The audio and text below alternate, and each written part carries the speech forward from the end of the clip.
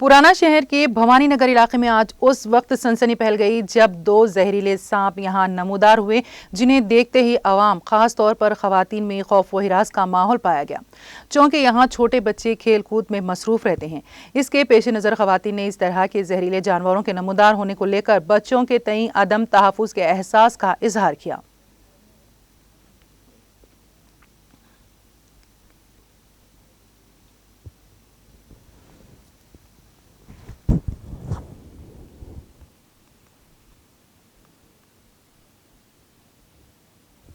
मेरा नाम सुहेल है।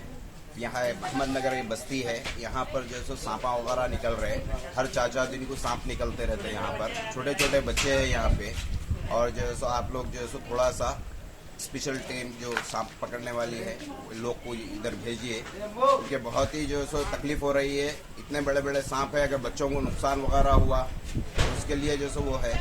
अब तो जो सो लॉकडाउन वगैरह होने की वजह से बच्चे जो सो घरों के पास ही खेल रहे कर रहे। जरा आप जो सो वो करिए आप। और दूसरा हम लोग सईद अली साहब SI भवानी नगर वो जैसा हम इन्फॉर्म करें।